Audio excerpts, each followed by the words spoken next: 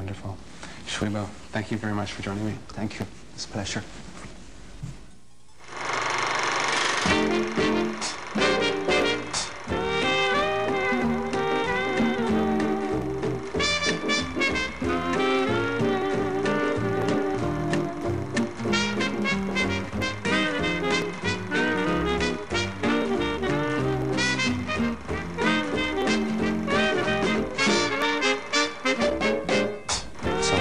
Decided instead of drawing, my stories, I would like to use original photographs. And just let the viewer, the audience, to watch the different faces. I always loved to draw, and my earliest inspirations came from a children's library.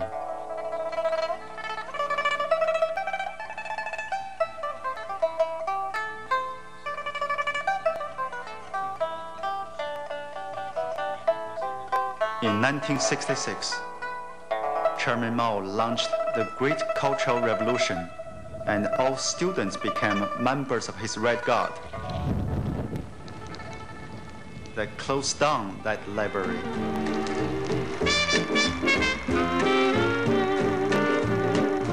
His first film, Sunrise over Tiananmen Square, was nominated for an Oscar in the short documentary category.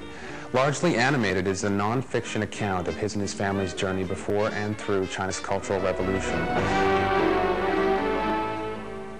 Hi, I'm Leslie Roberts, and welcome to our first edition of Time, the Week, and the News, where we'll give you a comprehensive review of the week's top stories.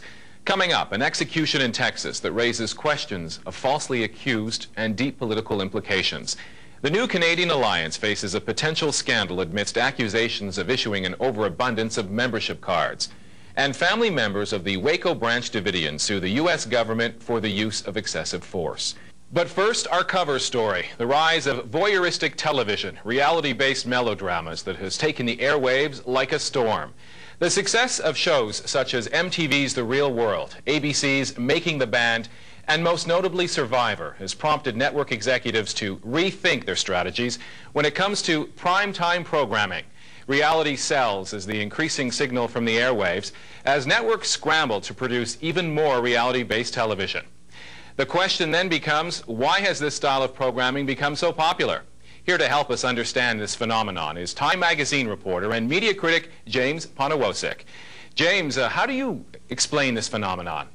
Well, I can see a couple of reasons for it, at least. One is sort of fatigue setting in with the traditional genres of television, like sitcom and drama. I do think at some point we have to start moving towards renewable fuels and renewable water is one of the biggest. Power, dare I say it, well, we have to solve the disposal problem. Nuclear is really the answer if you look at that politically. Well, it's not a political problem; it's a disposal problem, an environmental problem. But it's a political problem. We have a disposal problem end of show problem just now, and so thank you so much for joining us. We'll see you next week on The Editors.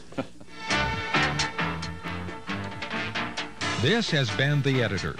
This week's guests have been Governor Howard Dean, Iona Campagnolo, Frank Gaffney, Herb Klein, and Robert Thompson. The host was Keith Morrison, correspondent for Dateline NBC.